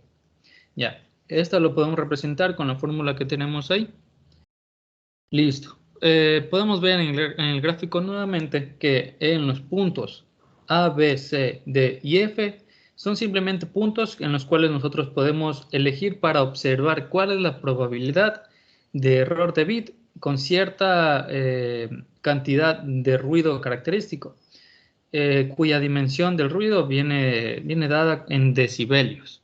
Y ahora entrando a lo que tiene que ver esto con el código LDPC. Bien, este código LDPC tiene un rendimiento bastante cercano al límite de Shannon. ¿Pero qué quiere decir esto? Esto significa que se puede utilizar una gran capacidad de su canal sin generar errores o, mejor dicho, generar la menor cantidad de errores posibles. De hecho, el rendimiento más cercano al límite que una vez fue encontrado en alguna práctica de LDPC fue de 0.0045 decibelios de su capacidad de canal. Listo. Siguiente. Ahora vamos a hablar acerca de la matriz de chequeo de paridad mencionada anteriormente. En sí, la matriz de chequeo de paridad, como lo notamos con la letra H, es la base para los códigos y a su vez para la matriz generadora, la cual se usará para la codificación al inicio y la decodificación en la recepción. Vamos a empezar a hablar acerca de unos pequeños ejemplos un poco más concretos, digamos, de esta matriz de chequeo de paridad. Por un lado tenemos las matrices que son regulares, como el concepto lo explicó mi compañera anteriormente, y el concepto de lo que son irregulares en este lado. Entonces, veamos brevemente qué es una matriz de Gallagher, en este caso aquí, perdón. Es una matriz regular y definida por una estructura de bandas, como se puede apreciar aquí. Entonces, la construcción de la matriz de Gallagher se define por los siguientes pasos, ¿no? Cada fila, o digamos, las filas de la matriz se dividen en grupos de WC. ¿Qué era WC? ¿Se acuerdan? El número de unos por columna. Con la fórmula que dice M dividido para WC, siendo M, en este caso de aquí, 12 dividido para 3, que era el número de unos por columna, 4, que nos va a dar el WR, que es decir, el número de unos por fila. Entonces, en el ejemplo, como se puede ver aquí, se van a colocar de forma consecutiva, ordenado de izquierda a derecha. Entonces, como pueden ver aquí, los 4 unos de izquierda a derecha por filas, y aquí los 3 unos por cada columna, ¿no? Entonces, para el resto se realizará una permutación de las columnas en el primer grupo. Entonces, en este ejemplo, nos queda aquí, la matriz va a ser 12, 3 y 4. Para la siguiente es una matriz, digamos, también regular, la matriz de McKay-Neal, que esta fue propuesta por Eddy McKay y Redford Neal, en la cual se consideran los siguientes pasos para su estructura, digamos. Entonces, la matriz H se llena por columna de izquierda a derecha, ¿no? Cada columna debe tener WC, que es el número de unas por columnas, en posiciones aleatorias. Dichas posiciones serán escogidas entre las filas en donde la condición de WR, es decir, el número de 1 por filas, no se cumpla. Es decir, se debe escoger una posición aleatoria entre las filas que aún no tienen el número total de unos por fila. Dentro del proceso, si es que existen más filas que tengan elementos, digamos, sin rellenar que columnas restantes, se tiene el problema de que no se cumple en todas las filas la condición de unos por filas, perdón. Por lo cual se debe reiniciar el proceso o realizar un retroceso en las columnas y reacomodarlas hasta obtener el valor respectivo, siempre y cuando respetando la condición de regularidad. Como podemos ver en este caso tenemos una matriz 12, 3, 4, es decir, 12 y 3 sería el WS, que es el número de 1 por columnas, y 4 el número de unos por filas. Por último, vamos a ver el tipo de matrices regulares, que se divide, en este caso tenemos dos ejemplos, que es la matriz staircase y la matriz triángulo. Entonces, estas matrices están definidas en el estándar RFC 7150 del Grupo de Trabajo de Ingeniería de Internet, la IETF. Entonces, este estándar define cada matriz como dos submatrices. Cada submatriz tiene un diferente método de creación. Hablaremos brevemente de cada uno de ellos, ¿no? Entonces, primeramente vamos con las submatrices izquierdas. Entonces, en este caso, el estándar nos indica que la función se debe usar para generar una submatriz izquierda para ambos casos, es decir, para la matriz staircase y para la matriz triangle van a seguir el mismo método. Ese método va a ser muy parecido al método de creación con el Mackay-Mill, pero en este caso debe de respetarse la condición de irregularidad. Por último, tenemos en este caso la submatriz derecha. En este vamos a tener dos métodos diferentes. Un método para staircase, que es este de aquí, que nos dice que se compone de una matriz de identidad como base y posteriormente se va a colocar los unos lógicos en la parte inferior diagonal, como podemos ver aquí. Entonces, esta matriz va a tener dimensiones m por m. Y por último, la submatriz derecha triángulo. Esa, digamos, se compone de una matriz de identidad como base, posteriormente se realiza una matriz triangular inferior dispersa, es decir, que su densidad de unos va a ser baja. Esta también va a tener dimensiones m por m. Entonces, como podemos ver aquí, m va a ser el número 11, como podemos ver aquí, y en este caso k va a ser 6, 2, 4, 6, como podemos ver aquí. Listo. Entonces, una vez que más o menos ya sabemos cómo, o mejor dicho, una vez que se tiene un buen concepto de lo que es esta matriz generadora, esta matriz H, vamos a representar dicha matriz de una manera gráfica por medio de los gráficos de Tanner que pertenecen, o que se consideran, mejor dicho, gráficos bipartitos, los cuales nos van a ayudar a representar el código y entender de mejor manera la decodificación de la cual hablaremos más adelante. Entonces, pasemos al siguiente ejemplo. Entonces, tenemos esta matriz, la que pueden ver en pantalla, ¿no? Entonces, para el siguiente ejemplo, a ver, en primer lugar vamos a considerar los elementos que tiene el gráfico de Tanner. N son los nodos de bits de palabras para un código, que los vamos a llamar los bit nodes, y M son los nodos de comprobación de paridad, los llamados check nodes. Van a tener líneas o aristas que van a unir un nodo de bit con un nodo de comprobación. Este bit será incluido en la correspondiente comprobación de paridad, de tal manera que el número de líneas en el gráfico de Tanner sea igual al número de unos en la matriz de comprobación. Entonces, ahora sí vamos a retomar el ejemplo para que esto se entienda de mejor manera. Vamos a hacerlo de manera gráfica, que le pueden ver enseguida mejor. Entonces, pasamos al gráfico de Tanner y colocamos aquí nuestro ejemplo.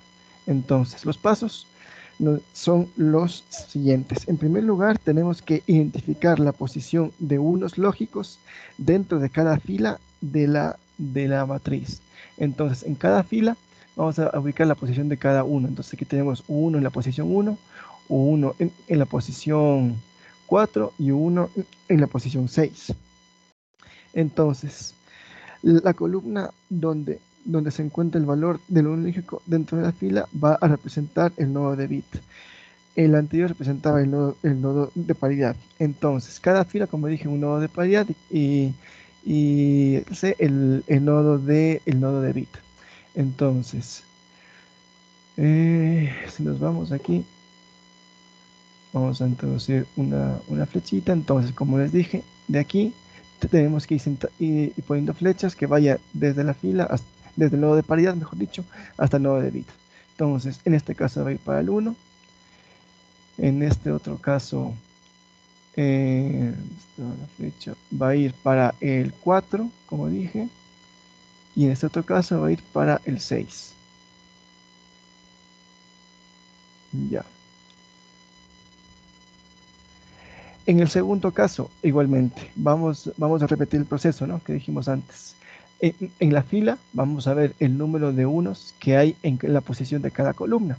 En este caso, en la fila 2, vamos a tener que hay un 1 en la posición 2, en la posición 5 y en la posición 6. Entonces, igualmente vamos a dar una flecha. En este caso voy a cambiar el color para que se te distinga.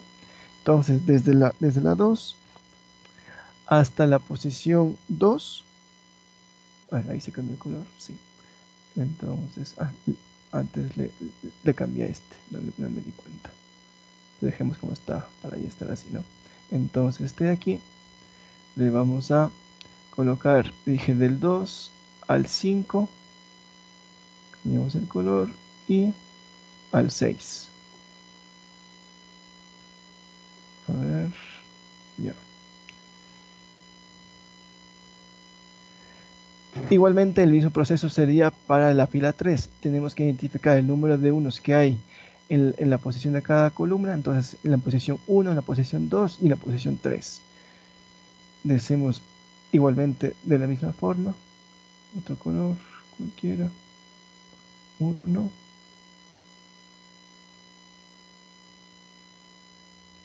2.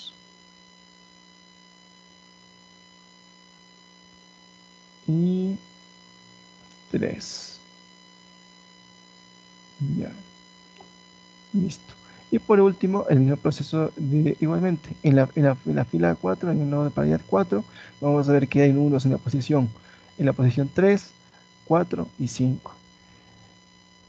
Igualmente vamos a trazar una línea en la posición 3, 4 y 5. Entonces en 3, igualmente un color diferente que se distinga, no sé. 1. 3 que diga, perdón, 4. Le puse de lo que le puse. Y 5. Ya. Un poquito más ordenado, no quiero realizar sin directo, un poquito así, pero que se haya entendido el concepto. Entonces aquí quedaría dibujado nuestro gráfico de Tanner. Ya. Un apunte más de lo que son los gráficos de Tanner. Un segundito. ¿Cómo se pone aquí? Ya. Entonces, por último, hablar de lo que son ciclos en el gráfico de Tanner. Digamos que es una secuencia de nodos, la cual empieza y termina en el mismo nodo del gráfico. Entonces, incluyendo, digamos, una única vez en cada nodo del ciclo y no contiene otros nodos más de una vez. La longitud de este ciclo es el número de aristas, el número de líneas que este contiene, y el contorno de un gráfico es el tamaño de su ciclo más pequeño, digamos, ¿no? Entonces, estos ciclos para lo que es detección y corrección de errores no son deseables, debido a que interfieren en gran medida en la decodificación. Estos ciclos es inevitable que existan, ¿no? Pero se busca que los ciclos sean de longitud lo más grande posible, ya que se asocia el rango de la matriz H con el tamaño del ciclo. Entonces, como podemos ver aquí, tenemos dos ejemplos. En el primer ejemplo, el de la izquierda, vemos que esta línea roja está formando un ciclo, el cual se conoce como, el cual tiene una longitud L, mejor dicho, en el gráfico de Tanner. Entonces tomamos el primer nodo de control y después de lo que es completar 4 ciclos, como podemos ver aquí, empezaría 1, 2, 3, 4, vuelve a la misma posición. Entonces completa un total de 4 ciclos. De la misma forma, vamos a tener este de aquí, el de la derecha. Empezaremos por aquí, que completaremos 1, 2, 3, 4, 5 y 6 ciclos. Entonces, en este caso, siguiendo lo que nos dice la teoría, el más favorable sería el de 6 ciclos debido a que tiene una longitud más larga. Siguiente. Bien, una vez que sabemos lo que es la matriz H, hablaremos de lo que es la matriz generadora. La matriz generadora G mayúscula se obtiene a partir de la matriz de chequeo de paridad H por medio de la eliminación gaussiana. Podemos ver un ejemplo aquí en la parte de derecha en una imagen de lo que es la eliminación gaussiana. Lo habíamos visto bastante en lo que es matemática 2, si es que lo recordamos. Bien. Al realizar la eliminación gaussiana en la matriz H, se realizan cambios en las posiciones tanto de las filas como en las columnas para poder conseguirla. Ya, debido a que se trabaja en un canal sin memoria, las variaciones de estas columnas no afectará tanto a la codificación o a la decodificación, pero siempre y cuando los cambios de las columnas realizadas en la eliminación gaussiana se realicen de manera igual que en la matriz original H. Bien, ahora hablaremos de lo que es la codificación. Pásale, por favor.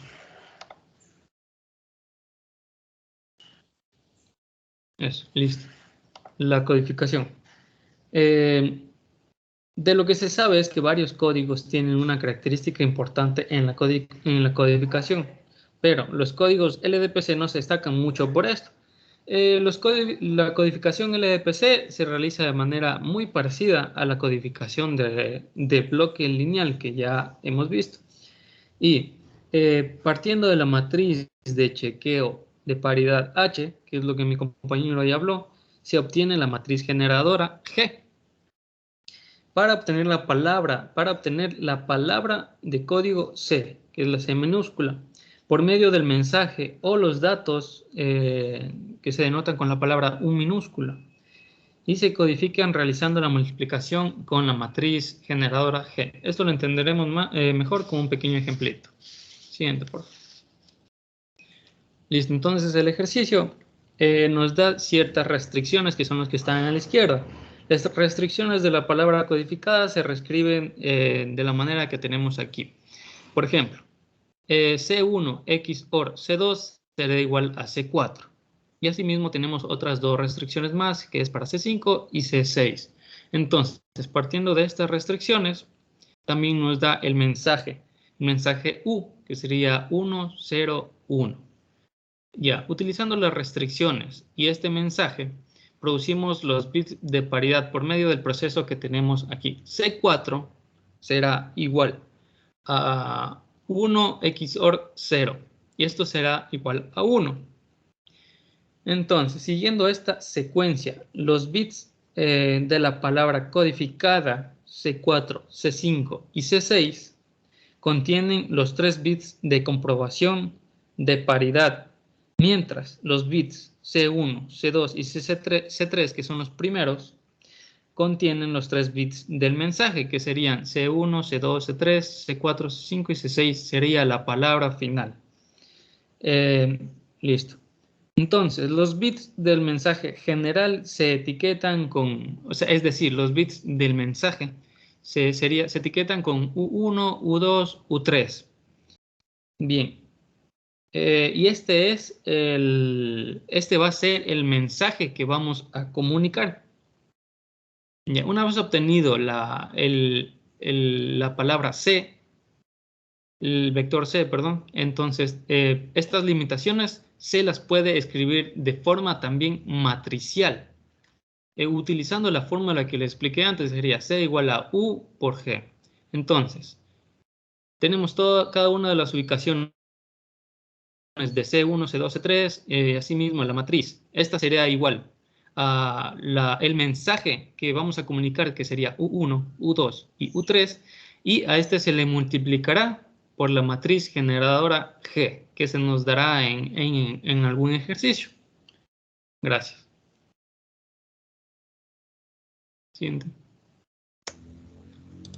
Byron, por favor, el control. Listo. Entonces, el proceso de decodificación. Bueno, antes de entrar a un proceso específico, hay que entender que en la decodificación, en el código LDPC, va a consistir en dos tipos de decodificaciones, y así lo podemos llamar. La primera sería la decodificación por decisión dura o fuerte, y la otra sería la decodificación por decisión suave. ¿Y de qué va a depender en sí? La decodificación va a depender del umbral, dependiendo de caminos superiores o inferiores. Que este valor de umbral va a depender si es que es 1 cuando se supera el valor de umbral, y cuando es 0 cuando no se supera el valor de umbral. Dicho esto, estas decodificaciones son algoritmos iterativos. Estos algoritmos iterativos relacionan la reparación secuencial de los bits erróneos que se van a producir en un cierto canal. Dicho esto, tenemos el algoritmo de decodificación por inversión de bits, o FDA. Entonces, el algoritmo de paso de mensaje de decisión fuerte para códigos de LDPC consiste en que cuando la ecuación de verificación no se cumple, significa que debe haber un error en el bit en ese momento, y la tarea del decodificador es detectar cualquier bit invertido o bit erróneo y, si es posible, corregirlo. Bueno, como les dije, estos errores en la palabra se van a producir cuando el codificador transfiera la palabra y pase por el canal de En este caso va a ser el canal simétrico binario, es donde se van a producir los errores. Y el decodificador, en este caso bit flipping, que se conoce en su forma de inglés, va a tratar de corregir estos errores.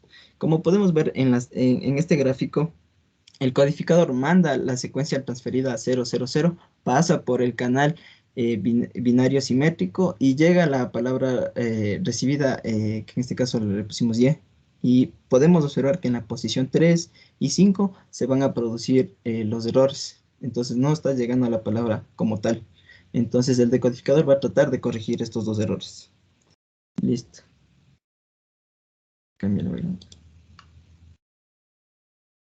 Ya. El proceso de decodificación bit flipping. Primero se va a procesar cada nodo de chequeo de paridad para Y. ¿Y esto qué queremos decir con esto? Que va a cumplir esta ecuación, que es la ecuación de síndromes, que representaría A, y que debe cumplir la condición de que este síndrome o nodo de chequeo de paridad debe ser 0. Y esta sumatoria es la sumatoria de la operación XOR. Lo segundo sería, para cada bit contamos el número de chequeos de paridad fallidos.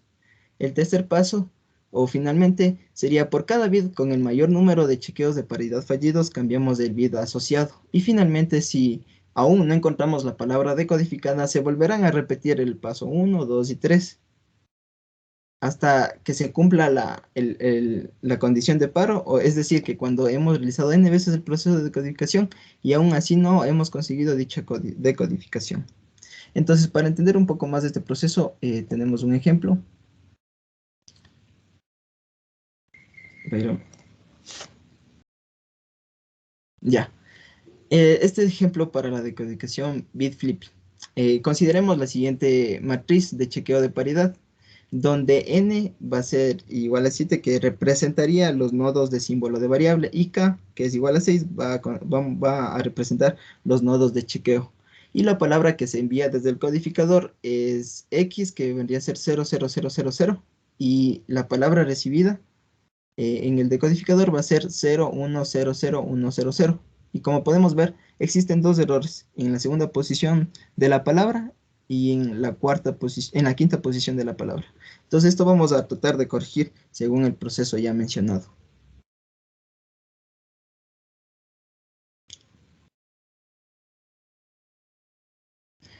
Te pasaste mucho. Listo. Entonces, para esto, ¿qué es lo que primero deberíamos tener en cuenta? El grafo de Tanner, que es en base a la matriz H que ya se explicó anteriormente. Y se procederá a hacer el primer paso, que sería, se procesa cada chequeo de paridad según la ecuación de los síndromes. Siguiente. Ya, listo. Entonces, tenemos el gráfico de Tanner y procedemos a hacer el primer paso, que sería se procesa cada nodo de chequeo de paridad según la ecuación de síndromes. Entonces, antes de eso deberíamos ubicar la palabra que recibimos en el decodificador, asignando a cada nodo de bit un bit de la palabra que se recibe, obviamente. Entonces, posicionamos aquí debajo de cada nodo de bit la palabra y procedemos a realizar cada nodo de chequeo de paridad, ¿no? Con la operación XOR según la ecuación.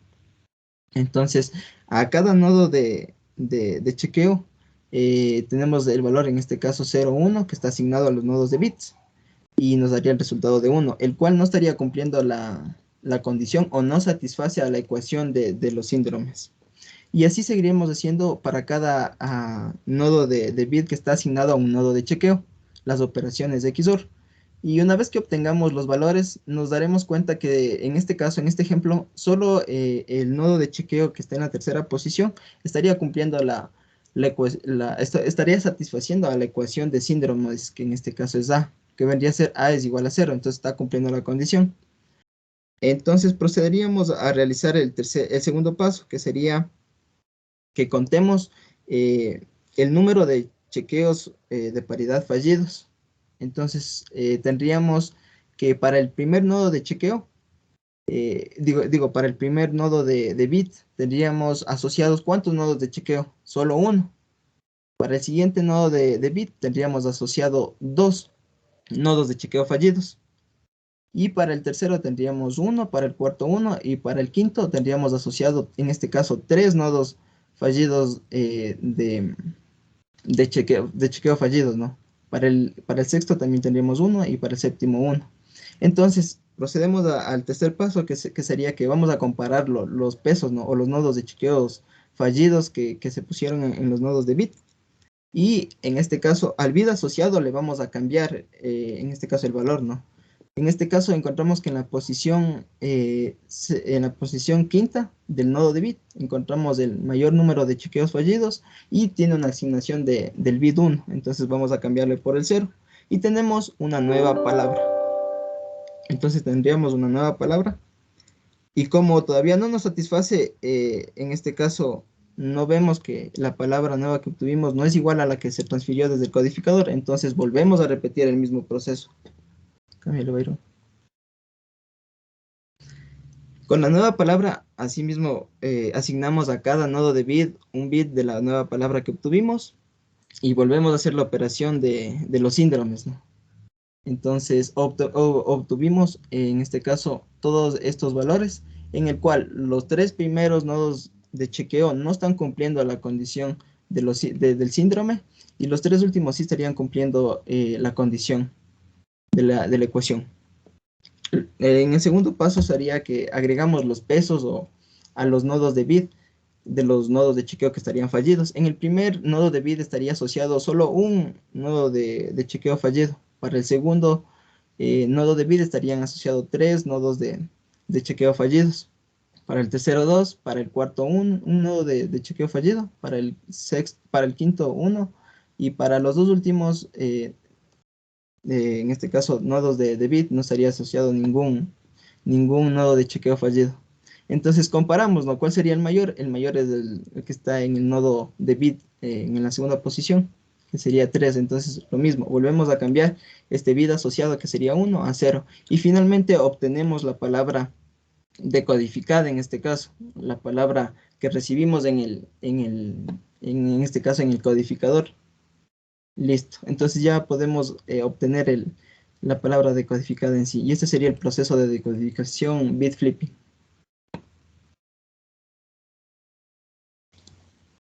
Ya, ¿me puedes dar el control, Byron, por favor? Ya, a continuación, el siguiente ejemplo de algoritmo de decodificación es el algoritmo de paso de mensajes sobre un canal de borrado binario. El paso de mensajes es un método comúnmente utilizado para la decodificación suave LDPC. La información se transfiere entre el nodo de chequeo y el nodo símbolo y se repite hasta que todas las verificaciones de paridad vuelven a cero. Luego la decodificación es exitosa. También, ¿a qué me refiero a canal de borrado binario? Pues es donde un bit transmitido es recibido correctamente o completamente borrado con alguna probabilidad. Entonces, ya que los bits que son recibidos son siempre completamente correctos, la tarea del decodificador es determinar el valor de los bits no conocidos. Ahora, veamos el ejemplo. El código que se transmite en este caso es 110101. Y como se ve, faltan algunos de los bits en la palabra del código que se recibe, que se representan con el signo de interrogación. En algunos textos también se denota con la letra E minúscula. Entonces tenemos que encontrar los valores que se ha perdido en la palabra. En este caso, como se han perdido 2 valores, tenemos que hacer 2 iteraciones. Es decir, vamos a repetir el mismo procedimiento 2 veces para generar el resultado que necesitamos. Así que partimos del gráfico de Tanner que tenemos. Los círculos, como dijeron, representaban los nodos símbolos o nodos variable, los cuales corresponden a los valores de la palabra codificada. Entonces, en el gráfico de Tanner, los bits están de izquierda a derecha, es decir, van a venir C1 es igual al signo de interrogación, C2 igual a 0, C3 igual a 1, C4 igual al signo de interrogación, C5 igual a 1 y C6 igual a 1.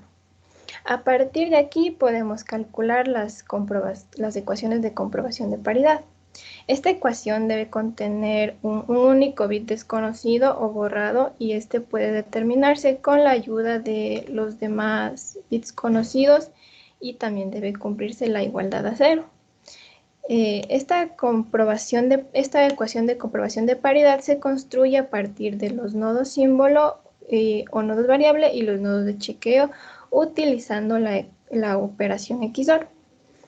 Es decir, para el nodo de chequeo 1 podemos ver las líneas grises y construir la ecuación así de izquierda a derecha, es decir, C1, XOR C2, XOR C3, XOR C4 y la igualamos a 0 para que podamos comprobar la paridad. Asimismo para el nodo de chequeo 2 con líneas rosadas, C3, XOR C4, XOR C6 igual a 0. Y para el nodo de chequeo 3, con las líneas rojas, sería C1, XOR C4, XOR C5 igual a 0. Siguiente, por favor. Ya, una vez que hemos encontrado estas ecuaciones de comprobación de paridad, podemos empezar el proceso de decodificación. Aquí el nodo símbolo, que es del círculo, envía el mismo mensaje saliente a cada uno de los nodos de chequeo a los cuales está conectado. Este mensaje va a ser declarado como 1, 0 o el signo de interrogación si es que es desconocido. Si un nodo de chequeo, que son los cuadrados, recibe un mensaje desconocido, este nodo puede calcular el valor del bit mediante la ecuación de comprobación de paridad. Por ello, esta comunicación entre nodos se ha denotado con la flecha negra de la izquierda hacia abajo. Entonces, el primer paso es encontrar el valor de C4 basándonos en las ecuaciones. En este caso, la que nos conviene utilizar es la ecuación del nodo de chequeo 2, ya que fácilmente podemos encontrar el valor de C4. Reemplazamos los datos que tenemos, es decir, C3 va a ser igual a 1, C6 igual a 1 y el C4 es la incógnita. C4 observamos que debe ser igual a 0 para cumplir con la igualdad que pide la ecuación de ser igual a 0, ya que 1 XOR 0 XOR 1 es igual a 0, lo que no ocurriría si C4 fuera igual a 1, por lo tanto C4 va a ser igual a 0. Siguiente. Ya, para el paso 2, los nodos de chequeo, que son los cuadrados, envían de regreso diferentes mensajes a cada uno de los nodos símbolo a los cuales están conectados. El mensaje del nodo de chequeo al nodo símbolo declara que el valor del bit va a ser 1, 0 o interrogación si es que es desconocido. Si el nodo de símbolo de un bit recibe un mensaje de 1 o 0, el nodo símbolo cambia su valor al valor del mensaje entrante. Por ello, esta comunicación entre nodos se ha denotado con la flecha negra de la izquierda hacia arriba. Dicho eso, actualizaremos los valores de los nodos símbolo, en este caso con el valor de C4 que encontramos que fue de 0. Hasta este punto el paso 1 y el paso 2 representarían la primera iteración. Ahora el paso 3.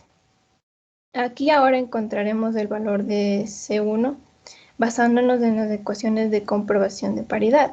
En este caso podemos encontrar el valor de C1 en las ecuaciones del nodo de chequeo 1 o en el de chequeo 3. Aquí se ha elegido la ecuación número 1. Entonces reemplazamos los datos en esta primera ecuación. C1 es nuestra incógnita, C2 sería igual a 0, C3 igual a 1 y C4 igual a 0, igualado a 0 la ecuación.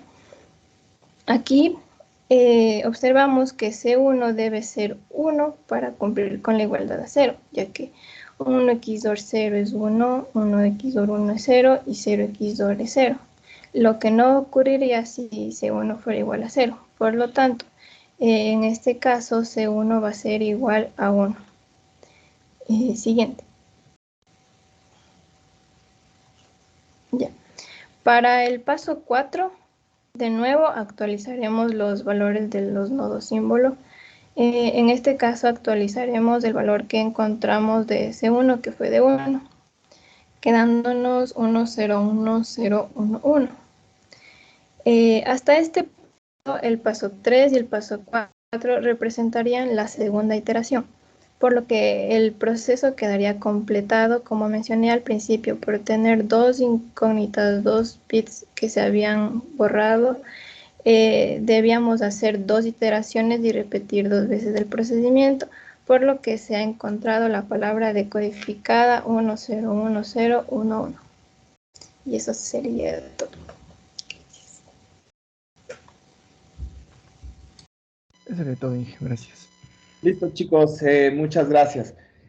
Bueno, como ya pudimos ahí observar en general también en este caso, este es otro de los codificadores que tiene un alto rendimiento. Cuando se habla básicamente de la reducción del VER o de la tasa de errores de bit, porque en esencia también tiene una cercanía bastante notable respecto a la capacidad máxima del canal y eso influye directamente en la eficiencia espectral. Es justamente lo que habíamos hablado anteriormente, ¿no?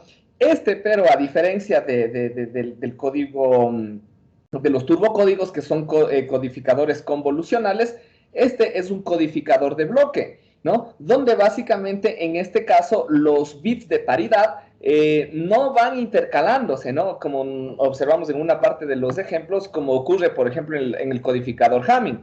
Entonces, esa nos brinda una diferencia. El codificador Hamming, no sé si de pronto eso me pueden responder, ¿qué tipo de codificador de bloque es? Y en este caso, los códigos LDPC, ¿qué tipo de codificador será en función de la ubicación de los bits de paridad? ¿Cómo podríamos dividir o cómo podríamos catalogarlo dentro de lo que son codificadores de bloque? ¿Se acuerdan que nosotros habíamos definido diferentes tipos de códigos de bloque, dependiendo de la ubicación de los bits de paridad? Entonces, en este caso, ¿cómo catalogamos al código de Hamming y cómo a los códigos de LDPC?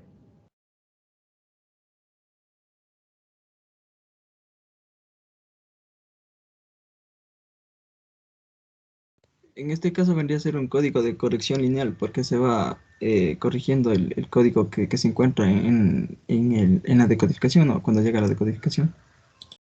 Bueno, en realidad los dos son códigos de detección, ¿no? En este caso nosotros, por ejemplo, el código de Hamming, si nosotros hablamos solamente del código de Hamming, es un código de detección que nos permite detectar y corregir un solo error. De ahí tenemos el código de Hamming extendido que nos permite realizar una detección y corrección de un solo error y la detección de dos errores o de más de un error. Y habíamos analizado que se puede detectar un número par de error. Cuando ocurre un número impar de errores, se considera como si fuera un solo error y ahí se va a realizar una corrección errónea, ¿no? Entonces, bueno, eso ya lo habíamos analizado anteriormente. En este caso, bueno, justamente haciendo una pausa a la pregunta que les dije, los códigos de LDPC sí nos permiten realizar detección y corrección de varios errores.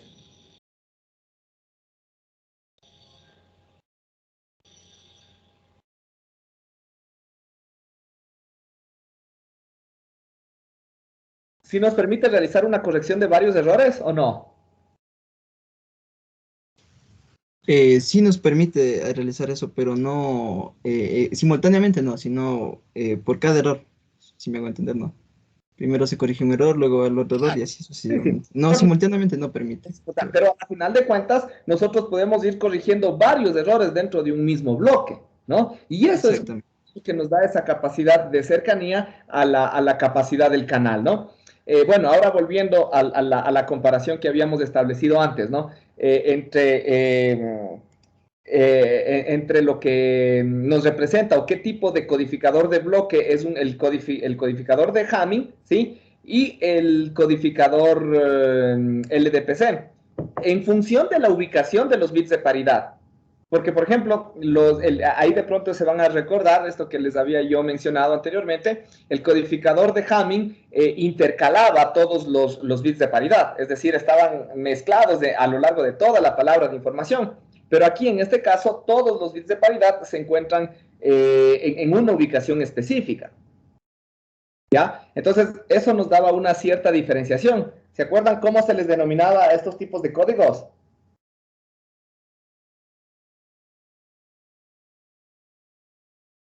No. Sí, que era una codificación simple, ¿no? Pero no sé exactamente cómo dije. Perdón, no te escuché bien. Según lo que estamos viendo, digamos, era una codificación simple, digamos, pero de ahí el nombre más o menos, el nombre exacto, dice usted, ¿no? Si recordamos, habíamos dicho, ¿no? Cuando se distribuyen los bits de información, ¿sí? Agrupados en un solo, en una sola sección, y los bits de paridad en otra sección, ¿sí? Y todo eso forma mi palabra codificada. Estos códigos se denominaban códigos sistemáticos, ¿sí? Mientras que cuando los bits se intercalaban o estaban repartidos a lo largo de toda la palabra, como ocurre en Hamming, se denominaban códigos equivalentes, ¿sí? Entonces eso simplemente para hacer una pequeña diferenciación entre cada uno de estos dos, ¿sí? Listo, chicos, con eso terminamos la clase del día de hoy. Por favor, no se olviden de enviarme los dos grupos que expusieron el día de hoy. No se olviden de enviarme las diapositivas, ¿sí? Para poderles cargar en el aula virtual y que de pronto puedan repasar o tener a disposición justamente esta información, ¿sí? Por favor, no se olviden, si pueden ahorita mismo de una vez para que no se olviden más tarde, envíenme de una vez ya las diapositivas, ¿sí? ¿Listo, chicos? Sí. Listo, chicos, muchas gracias. Con eso finalizamos la clase del día de hoy. Que pasen un buen resto del día y un buen fin de semana. Hasta luego. Gracias, Inge. Hasta luego. Hasta luego. Gracias.